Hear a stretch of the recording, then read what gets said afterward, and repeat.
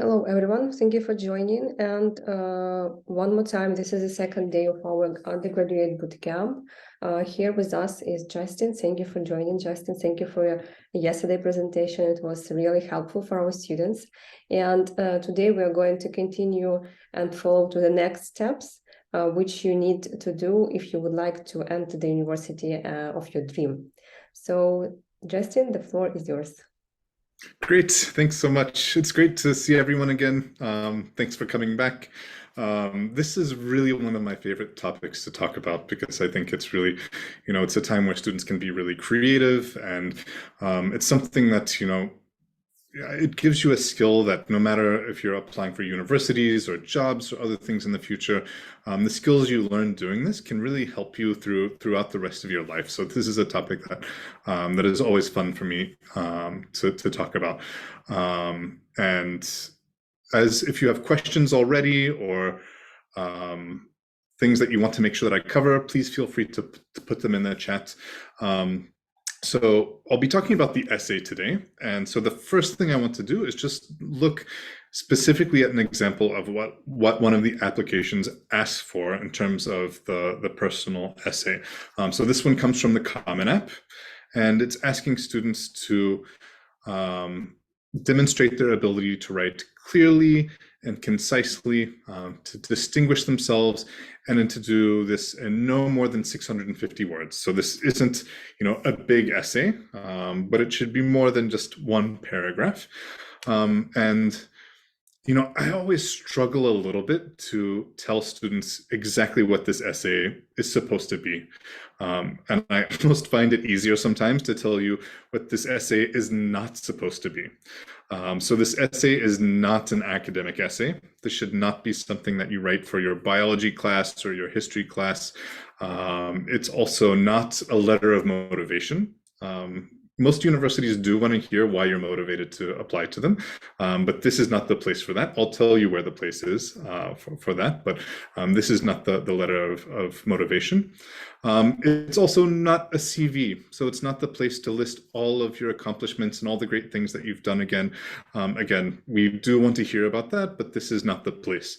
This is really the place for anything that we can't find elsewhere in your application. So this is the place to tell us something that we wouldn't necessarily know by looking at your grades or your test scores or the list of activities that you've completed. This is the place to share something new. And it really is a personal essay. So it should show us your personal qualities and characteristics and kind of your outlook on life, or how you see the world, or what's really important to you. So it really is more like creating a portrait in this way. As I mentioned in the previous slide, it should also show off your best ability to express yourself in English. I also want to emphasize that this is your English, so your voice. I think sometimes students will maybe try and write in the voice of their favorite author, or use words that are a little too big for them. So what I want to emphasize here is that it should be just kind of in the way that you would write normally, using your best abilities. Also, this can be a complex topic or approach, but it shouldn't be overcomplicated. And I'll talk a little bit more about that later on in the presentation. Also, this should be an exciting essay. This should be interesting and engaging, and it should draw your reader in. Remember that for most circumstances, admissions will only get a chance to read your essay once, maybe twice if they have time. So you really want to make sure that, of course, that it's clear and easy to follow. But also that it does, spark interest, that, helps admissions get to know you a little bit better. I think the very best essays are the ones that, when I read them, I can kind of imagine the student sitting across from me and having a conversation with me. So it is important to be memorable, and it can be funny. If you're a comedian, if you have a funny sense of humor, then by all means, it can be funny. Also, if you do have, very important personal stories to tell, it can be personal in this way. But you should always make sure that it comes down to this last example here, this last bullet point, that it's both a combination of a good topic and a great approach.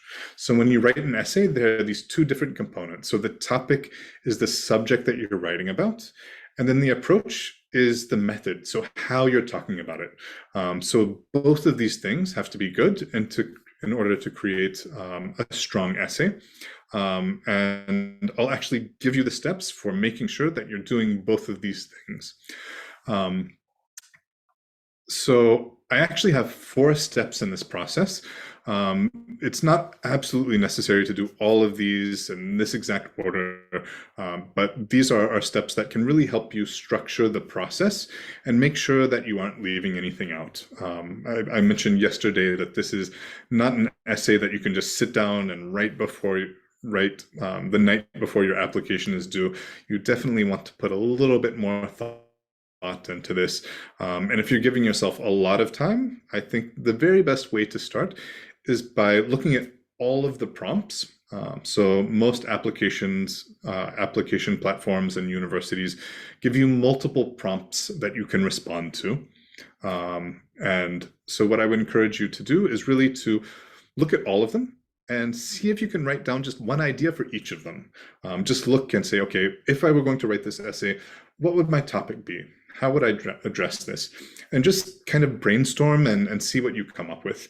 I encourage students to do this because it can give you a lot more space and a lot more material to work with. I know sometimes the natural reaction is to say, oh, question 3, I want to write about this, and then start your essay and finish it and you're done. Which is great. Sometimes that will work out well and you'll pick a topic that is both a great, or an essay that has both a great topic and a great approach. But if you try and brainstorm for each one of these, you can really make sure that you're choosing the one that will be the best fit and that you're not leaving any great options on the sidelines. So go ahead and write down these ideas and then ask yourselves these questions. Which one of these is the most unique and personal? Which one is something that really is a part of you, or a story that maybe everybody in your school or in your country could tell?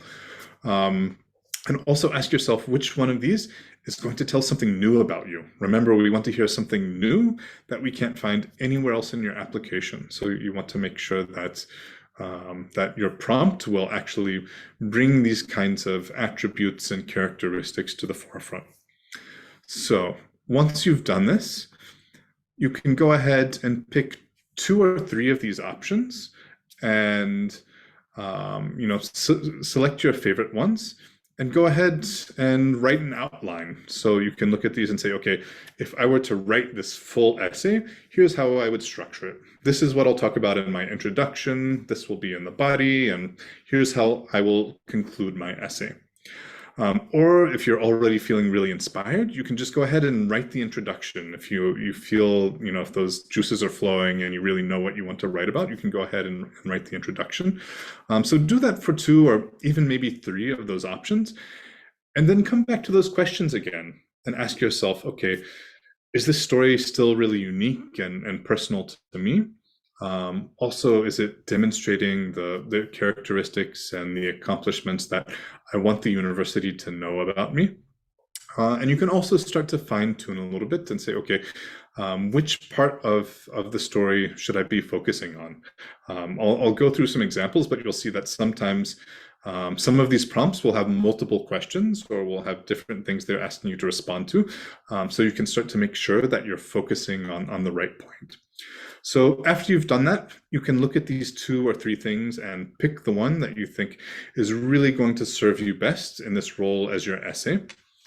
And once you've done that, you can go ahead and start writing, write the full essay and turn it into a full draft. And then keep coming back to these questions, asking which ones are asking to ask yourself if this is still unique and personal. Is it showing off the personal characteristics that you want admissions to know about? And also round back and ask yourself if you're actually answering the question. I think a lot of times when you start to write a story, you get kind of caught up in what you're building and what you're answering. And sometimes you can get a little bit off topic, which is totally fine. That happens. And in fact, the point of this exercise is not necessarily to have the very best answer that anyone has ever written to this question. The point isn't about having the best answer, but it's really about using the question as a touchstone, as something to kind of build your story on.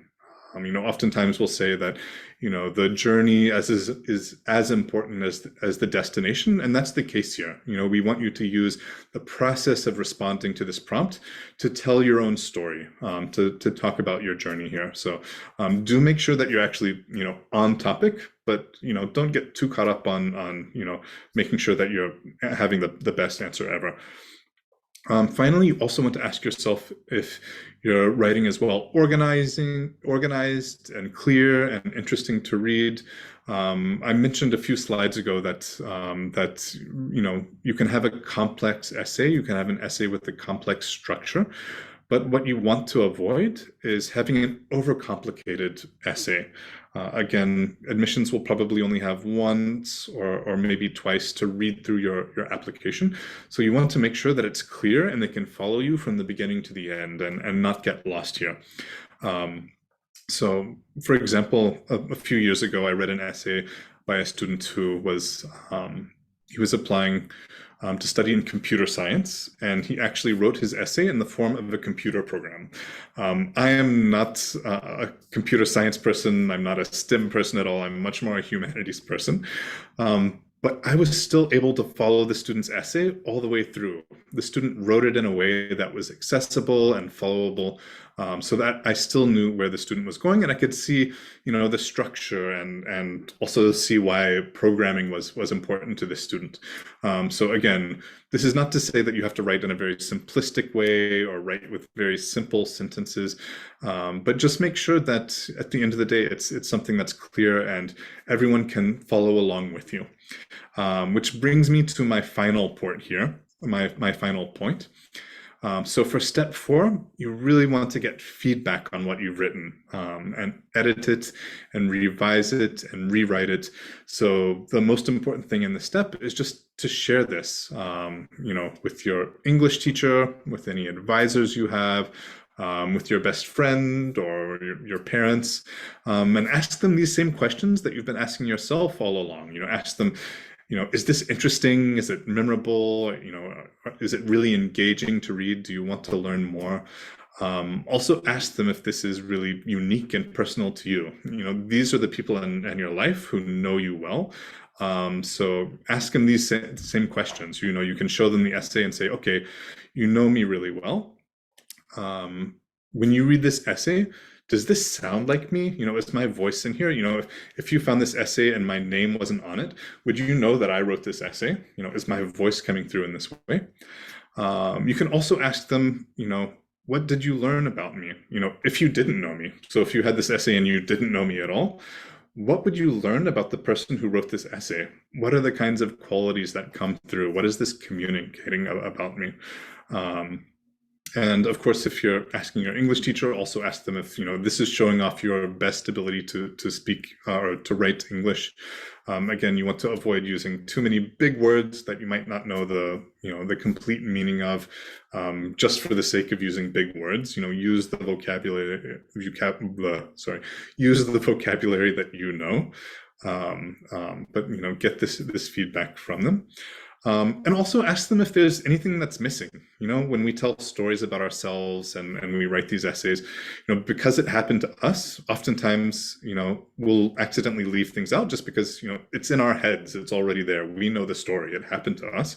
So sometimes there are things that are missing. So just make sure to ask them if everything makes sense and is clear and follows from the beginning to the end. So these are the 4 steps. Again, you don't have to do all of this, but at least reflect on these and kind of make sure that you have addressed these kinds of points along the way, and that your essay will have arrived at your final draft.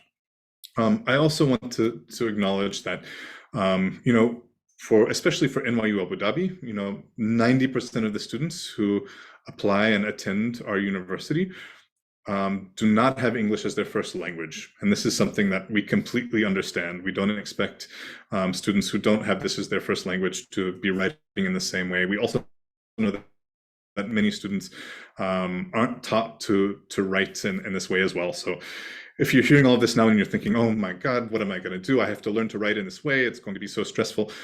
Don't worry about that. You can just let that go, and that we as admissions understand the context that you're writing in. So we don't expect everyone to be able to kind of naturally do this on their first try. Do try and reflect on these things. But if you feel like this is really difficult for you, don't get too hung up on trying to have, again, the perfect essay. Remember at the end of the day, that this is just a chance for you to reflect on yourself, how you see the world, the things that are important to you, and find a way to share these values and qualities with the university. So again, I know it seems like a lot, but at the end of the day, I promise you, it's not a difficult thing to do. And in most circumstances, this actually can be a kind of fun, fulfilling exercise that will help you to learn more about yourself and how to share this with the rest of the world. So for the next part, I'm going to go through a few of the prompts and give you a few of the kind of typical responses. So here are all of the prompts for the Common App. Again, I won't go through all of these, but you can just kind of see here that there are 6 prompts. You can choose one of these. And actually the 7th prompt is a kind of choose your own essay, which you're free to choose. Choose your own topic and write your essay. But my warning would be to make sure that whatever you choose, that your personal prompt or your essay topic addresses all of these things and accomplishes what I've talked about so far. So again, make sure that you're not submitting an essay that you wrote for your history class or something that you wrote as like a cover letter for a job interview or something like that. Make sure that the essay really is suited to this role. So I'll go ahead and walk through a couple examples for these prompts. So there's the question, and then there are the sample responses. Not all of these are real. Actually, most of these are kind of made up kind of archetypes of the kind of response we might sometimes get to this question. Some of them are real examples, but none of them are 100% great or 100% bad. There's always a kind of in between here. So to start out for this first one, I'll say that some students have a background, identity, interest, or talent that is so meaning they believe their application would be incomplete without it. If this sounds like you, then please share your story.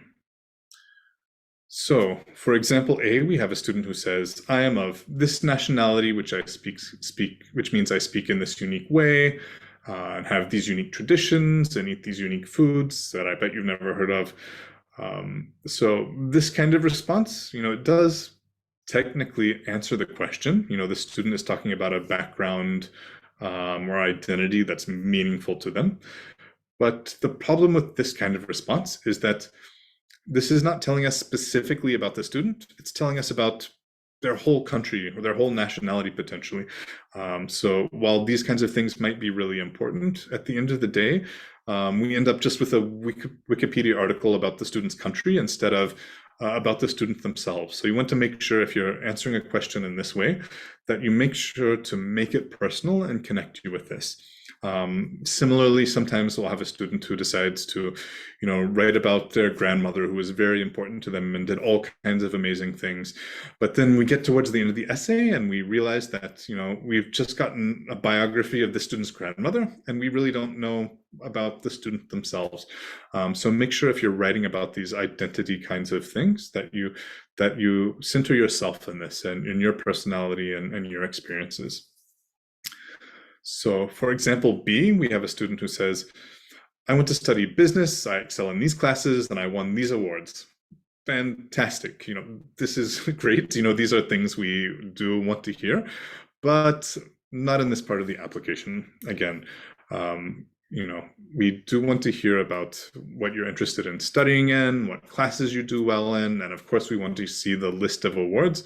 But we already have this in the other parts of the Common App. So here you should not be repeating that information unless you're doing it in a way to expand on a particular skill or tell us more about yourself. And there's a good example of that coming up that I'll talk about.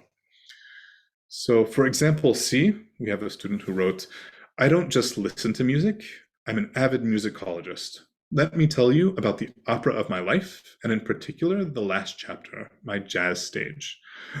So this is an example of how creative you can get. You really can set up these comparisons and really pull us in the introduction. After reading this, I want to find out what the jazz stage is. I'm really curious in how this, these comparisons of, life events to musical eras will carry on in this story. This is something that definitely kind of captures my imagination and makes me want to learn more. But of course, with everything, there's a balance here. If the student starts reading the essay and I get halfway through and I can't remember now, are we still in the opera stage? Are we back in the jazz stage? Where is this going? This is a little bit too confusing. So again, remember to keep that balance. You absolutely want to use literary techniques if you have them, or these things in language that will make the writing engaging and draw us in. But also you want to make sure that you don't sacrifice, again, how clear your essay is or how understandable it is. For example 2, we have the question is, "The lessons we take from obstacles we encounter can be fundamental to later success. Recount a time when you faced a challenge, setback, or failure. How did it affect you? And what did you learn from the experience?" So this is one of the questions that I mentioned earlier that actually has 2 parts to it. So the first question is, recount a time when you faced a challenge.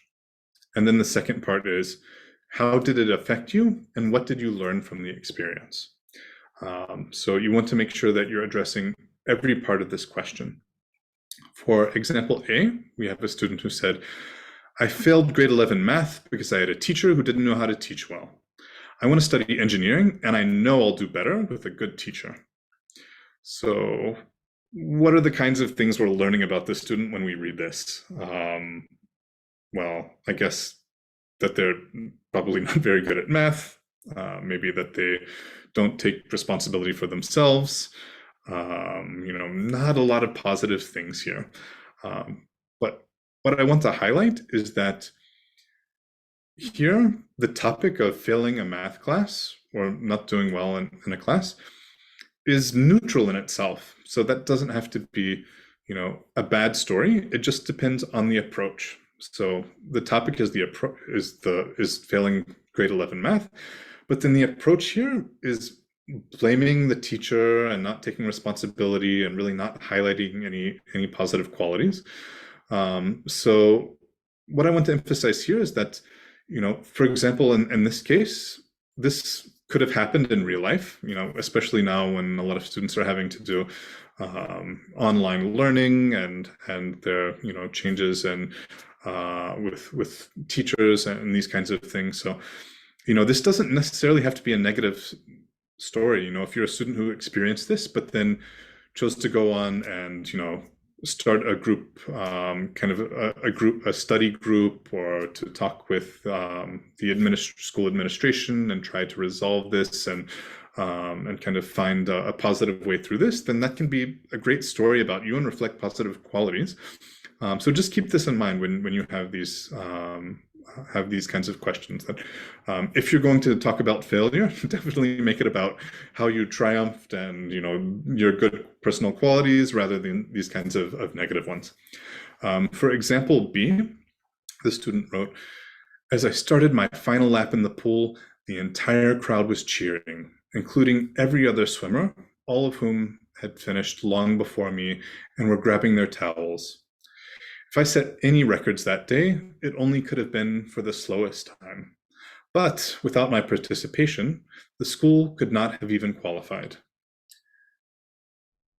So when we read through this, we can definitely see more positive qualities that are coming out here. For example, the student is not a quitter. They have this perseverance, even though it probably didn't feel very good to be the last person swimming in the pool, and you probably just want to give up at that point because you know that you're not going to win the race and you're coming in last. So we see this positive attribute that the student finishes what they start. We also see that because the school couldn't have qualified without the student participating, that the student was thinking of the greater good. The student was thinking about the rest of their teammates and how important this was for them. So just in sharing these details, and how this student behaved, we can pull out these personal characteristics. I would also highlight some of the literary techniques used here. So you can see this starts right in the middle of the action. In media res, they say in Latin, that when the action starts, when they start telling the story right in the middle of the action, it really has this ability to pull you in and to kind of make you imagine what's going on. I'm guessing for most of you, when I was reading this and I talked about a pool and an entire crowd cheering, this is probably something you imagined in your mind, the pool that's familiar to you, that's in your community. There's something really powerful about being able to do that, to make people imagine things and things that are familiar to them. There's a way that really draws in the reader in this way. So if you can take on these kinds of literary techniques and make this something personal and be able to make your reader use their imagination and envision these things, I really encourage you to do that, to do this kind of writing. It doesn't have to be, again, very academic writing. We definitely encourage you to use descriptive phrases and to, again, make it memorable and engaging. The last example I'll go over is this one, number 3. So reflect on a time when you questioned or challenged a belief or idea. What prompted your thinking and what was the outcome? So for this prompt, we again have kind of a double question. So the first is to reflect on a time when you questioned or challenged a belief. So you establish that. And then we also want to see what prompted your thinking and what was the outcome. So in example A, the student says, in my culture, a man aims for a good career, while a woman should aim for a happy family. I don't think this is fair. Okay, great. So I guess technically this is responded to the question, and that, okay, the student is challenging these normal kind of stereotypical gender roles about, what roles or activities people take on. But this essay doesn't really go beyond that. It's a very simplistic. We don't see what prompted the student's thinking. And we also don't see any outcome from this. Of course, we don't expect that the student will go on to tell us how they kind of, ended gender equality and poverty and, save the whole world. This doesn't have to be, a problem that you solve, but we do want to see kind of what the outcome was, what kind of action you took, or, what prompted after this. An example B, the student says, growing up, no one even spoke to me about engineering. It didn't seem like an option for a girl. By 10th grade, I had subscribed to 2 magazines, 5 YouTube channels, and my top Google results were how do you make and how to take apart. By 11th grade, I held our school's first Made by Girls meeting and had 20 elementary school girls bring in clocks to deconstruct. This year, our first meeting had 60 girls. So one thing you'll probably notice off the top is that this student is talking about an extracurricular activity. So this is technically something that we would, read. We would see, okay, president of, maybe president and founder of the Made by Girls Club. But what we get here is a much longer story.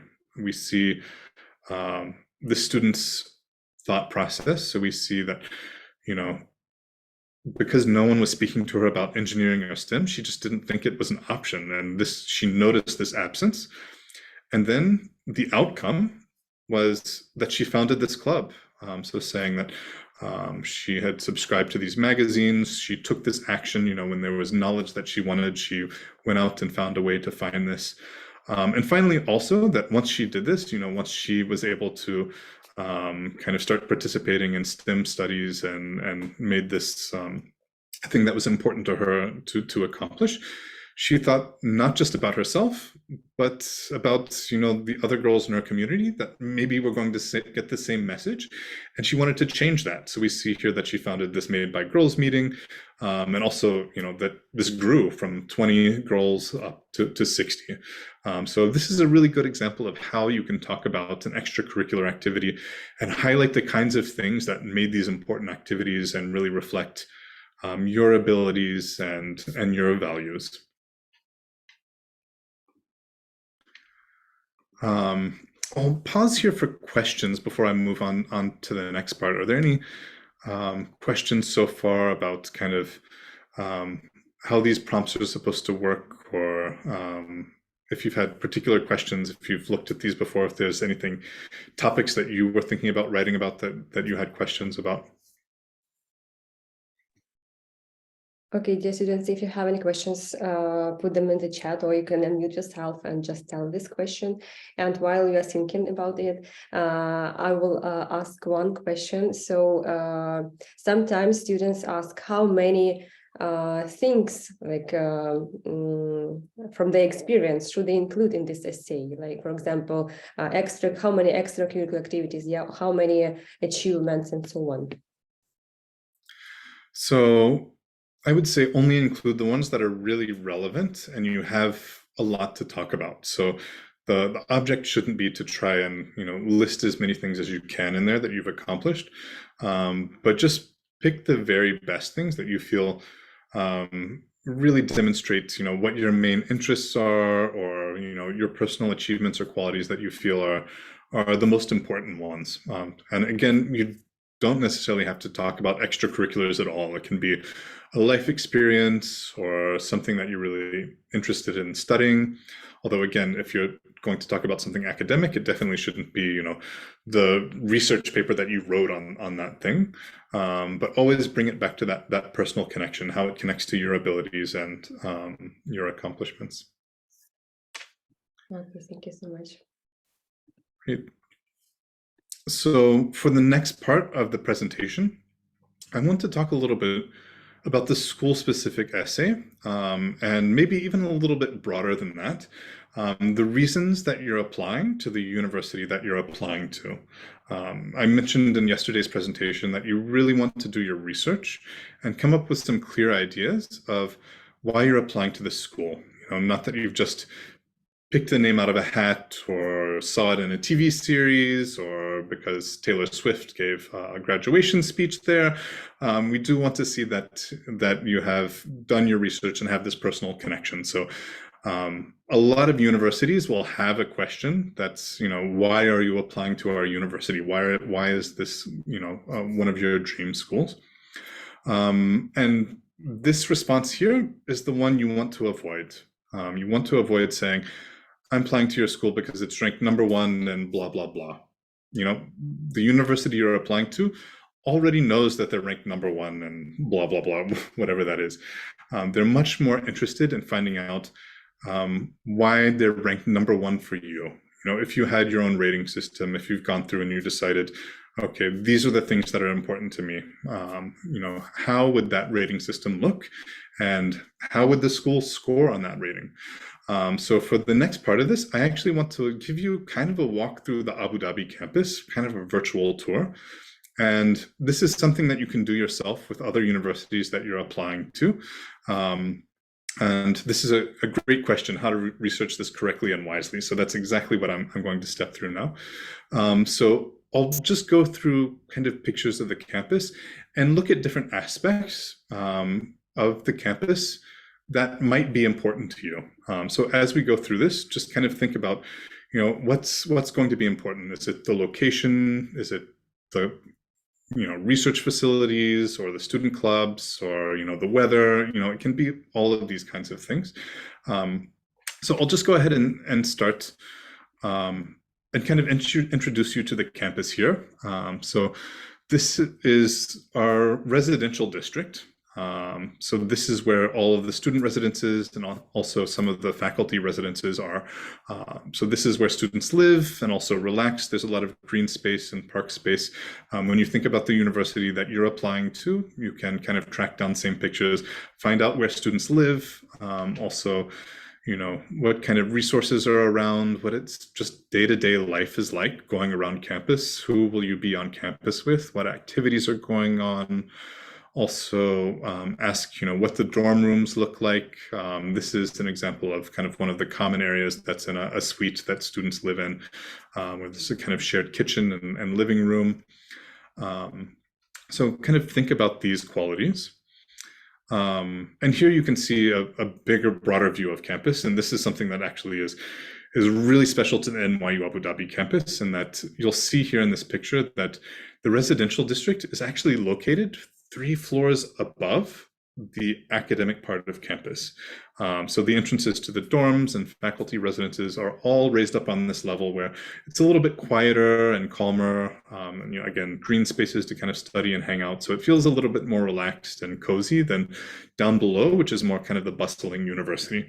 And actually in the bottom left of the frame here, you have the experimental research building. This is where we have the labs for life sciences and engineering. If you're interested in the sciences, definitely kind of do your research into this, see what kinds of equipment is available there, and what kind of labs, and also if you'll have access to them as an undergrad. This is one of the things that's very unique about the Abu Dhabi campus, is that as undergrads, you actually get to work with your professors on the research from the very beginning, and to use kind of equipment and labs that you might not otherwise get to use unless you were a graduate student. So definitely kind of look into these kinds of things. The same thing for the arts. You know, if you're interested in going into the fine arts or performing arts, find out what kind of facilities are there. This is the Performing Arts Center for NYU Abu Dhabi. And you can kind of see behind me here, there's the Red Theater, which is actually sticking up out of the roof of the building. This is the main theater, our biggest theater, where you can see, this is again in the background here. And it actually has wooden panels that are on motors that move to change the kind of acoustic settings of the theater depending on what's being performed. So it's state of the art, a really big theater that has some incredible performances going on. We also have a black box theater. So this is where this is a space that you can kind of turn into really anything depending on the kind of performance or kind of production that's going on. We also have a recital salon. We also have, you can see here, there are studios for visual arts and photography and all kinds of things, interactive media. Also, in terms of programming, the director of our arts center was formerly the director of the Lincoln Center in New York City. So he's always bringing in his famous friends to come and, you know, give concerts, but also, you know, teach classes and be artists in residence and mentor students. So also, fortunately, we're lucky enough to have a climate in Abu Dhabi where through most of the year, we can have these outdoor performances where students can really benefit from these things on campus. So again, this is something to check in. You know, if arts and are important to you, definitely do research into the center and kind of the programming and what's going on, what kinds of things are available to students in terms of entertainment and social life. Same thing for athletics. If that's something that's really important to you, check out the gym and facilities. This is our main gym here with 3 basketball courts, an indoor track, indoor rock climbing walls. We also have one of the biggest pools of Abu Dhabi. It's actually one of only 2 Olympic-sized pools in the Emirates. In fact, this is the pool that the Emirati Olympic team used to practice for the Rio Olympics. So really not too shabby in terms of the swimming facilities here. We also have outdoor athletic facilities. This is kind of the main football pitch. There are also outdoor tracks and volleyball courts and tennis courts and these kinds of things. So again, these kinds of facilities, if you're really into athletics, find out what teams are there, how you could kind of participate in these things and fit into these student activities. Same thing for study facilities, if it's really important to you. This is our library here. Of course, we have books. You might have guessed, I guess a little bit obvious, that we have, these print resources, but also a massive digital archive, access to the digital archives of Bob's Library in New York. Also, we have we have the interlibrary loan with volumes, physical volumes coming from New York in about 5 days. And just amazing study spaces on campus. You can see here that there are a number of different tables and things, but also on the upper level, you have different study rooms that you can rent out. If you just need a place to study in complete silence, you can use that. Or if you need a room to practice presentations in, with a group and to be noisy, there are those kinds of spaces. Also at the library, you can check out all kinds of different media. Also, if you need a computer or a tablet or a camera or a 3D printer or something like this, you have those resources available to you. So in your research, you'll also want to look into these kinds of things, especially if you're really research focused. Find out what kind of facilities you'll be able to use. And of course, in terms of student life, find out what's on campus, what's close by. Again, in the overall setting, you'll want to know, whether you're in a big city or whether there are things that are kind of accessible to you, and just kind of what's immediately on campus. For the Abu Dhabi campus, it's kind of a miniature city. We have a number of cafeterias and food courts on campus. This is the marketplace, which is one of the main food courts that has a number of different things. You can see there's a Mexican restaurant here, there's the sushi bar, and like a deli and a pizzeria, kind of all of these kinds of things. And it really is a miniature city. We have a medical clinic on campus, as well as counseling facilities, pharmacy, bookstore, salons, travel agency, car rental agency. So really, all of those basic creature comforts you have on campus as well. So when you're doing your research, think about these as well, and kind of imagine yourself in these places. What kinds of places do you want to be able to hang out in? Do you want a really big sprawling campus, or kind of a small, quiet one? Of course, the weather and these kinds of things as well. Again, I know Abu Dhabi probably isn't the most known city. So especially for other universities, especially in the US, they are from a wide range of settings, from the very rural and small to the ones like NYU in New York, which are just right in the middle of the city.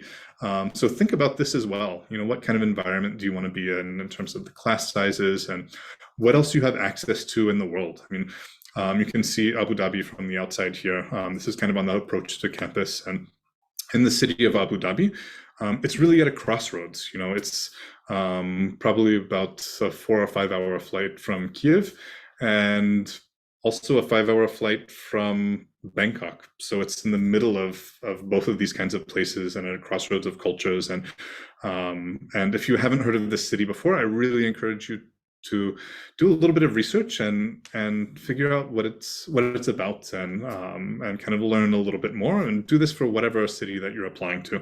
Again, not all of this has to go in your application, but these are things that you should be thinking about as you go along. So again, think about more than just the university. What other facilities are important to you?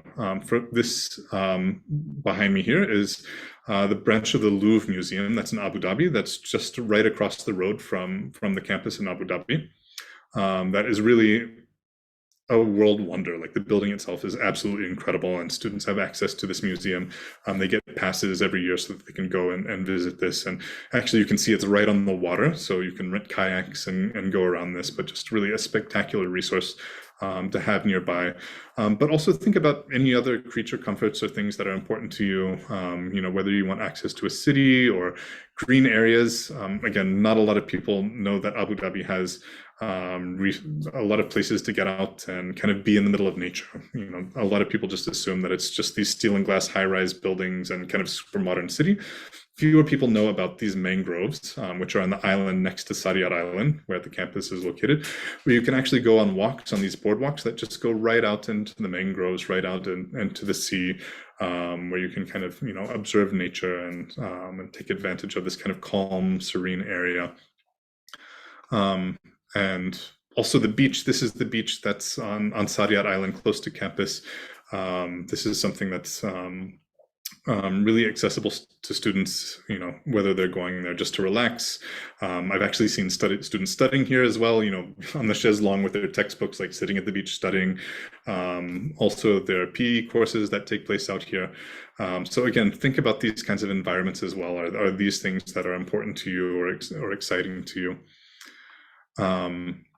And just the city overall, you know, the makeup of the city, the people that you'll be around, the opportunities that are there, kind of what environment that you imagine yourself being in. And of course, also the faculty, your interactions with them, you know, if study abroad is important to you, or kind of doing field trips or going out and exploring the place, also research that, you know, for NYU Abu Dhabi, students study in 4 or 5 countries by the time they graduate. They have multiple semesters that they can spend abroad. So also think if, you know, this kind of international component is important for you. And really just to kind of sum things up, when you come back to write this essay, think about all of these things. So you don't have to include absolutely all of your research or these things that have come up, but just pick out what you think would have been important. I think this example was given by a student who, this is an actual essay, and I think the student really kind of accomplishes what I've been talking about in these last few slides, and I want you to see if you can hear these things coming out. So this student said, "My high school history teacher taught us about the Cold War by sharing his experience of living in post-Soviet Russia. He taught us about European history by talking about his experience living in Paris. We learned about art history by hearing about the museums he had visited in Florence. I was in awe of the way he had learned about the world.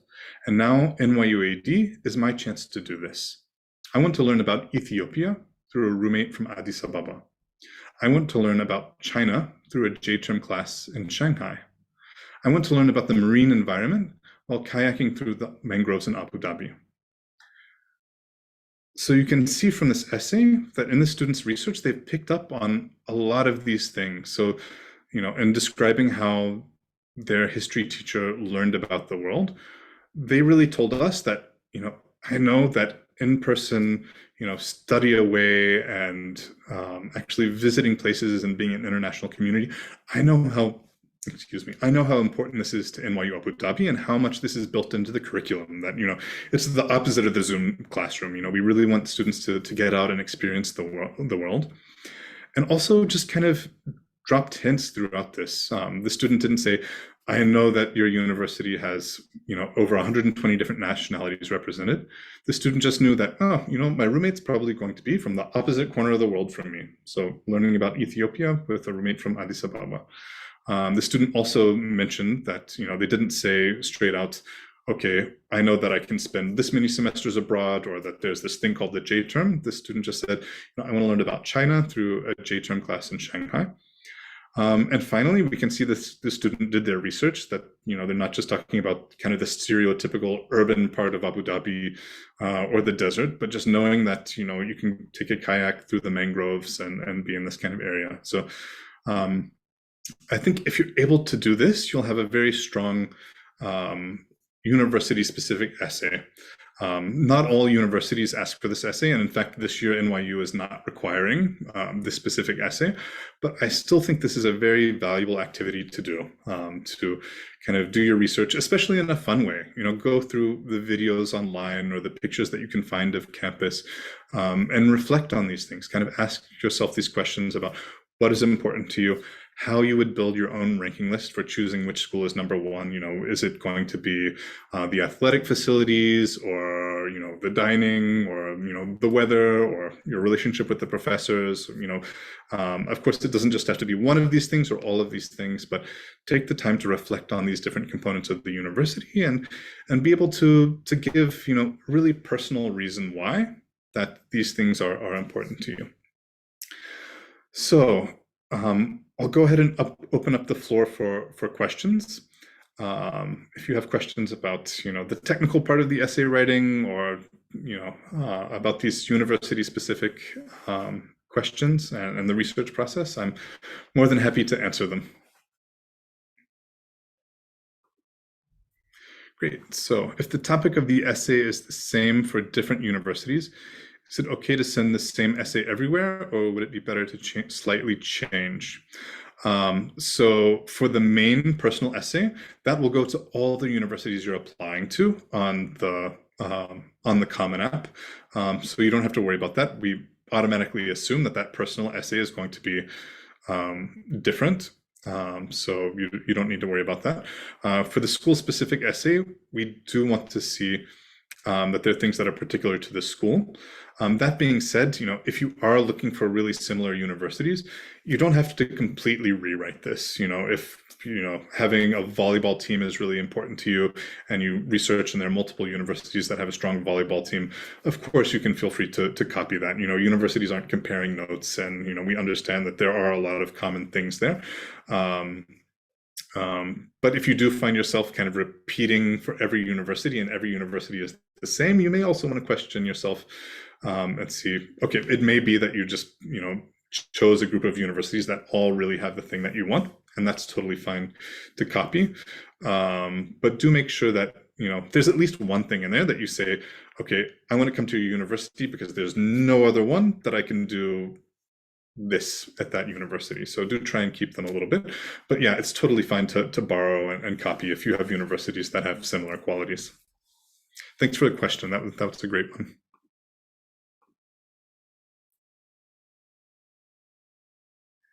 Any other questions? I know this is a lot to think about, so if we just need to reflect a little bit, that's fine. Also, I will be sending a link. I'll actually go ahead and post this now to a worksheet that I have on Google Drive. So this is not homework. Well, this is optional homework. If you want to look at this this worksheet, it actually prompts you to kind of do what I told you in the beginning of the format, to kind of pick a few of the prompts and start to write an essay and see where it goes. And there's also an activity on prioritizing your extracurricular activities and choosing which ones are a good fit. So if you want to fill that out, we have a break tomorrow since we're not meeting tomorrow evening. If you want to spend tomorrow kind of going through that, then I'll be happy to answer questions about that or to give feedback on the worksheet.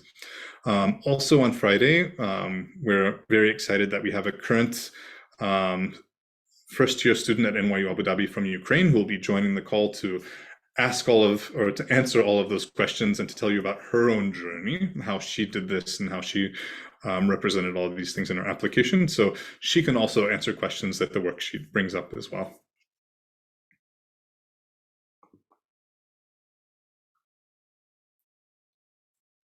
Okay, do you students any other questions maybe on this topic? Don't hesitate, because it's actually the right time for your questions. Okay, we have one more. Are there any other examples of why did you choose this university? So I don't specifically have any, but that's a good question. I'll go off and I'll see if I can give some examples to give to you tomorrow. This actually reminds me of another thing that I wanted to warn you about, and that is researching other examples too much. A lot of times students will go and they'll start to see, okay, where's this, of course, all over the internet, you'll see things that, oh, this is my essay that got me into Harvard or MIT, or how to write this essay for this university or that university. And that can be a really dangerous hole to fall down, where you just kind of get clouded so much by other people's ideas that it can be a little bit paralyzing. So I encourage students to keep your blinders on a little bit when you're looking for essay writing advice, because you also don't want to subconsciously copy someone else. Or actually, what happens sometimes to me is, if I'm looking at an essay, I'll start reading essays and I'll think, oh, I had that idea too, but now I can't use it because someone else wrote it. So I would encourage you to be kind of limited in your research for those things, and just kind of use yourself to do that. But that being said, I'll see if I can find a few more examples to share with you.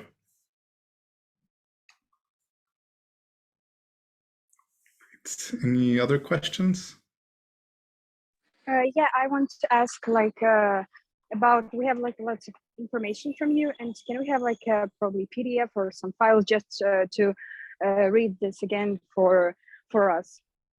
Yeah, absolutely. I'll share the slide deck with you after this. So you'll have, I'll send a Google Drive link. And so you'll have access and can go back and look at them again. Thank you so much. You're welcome.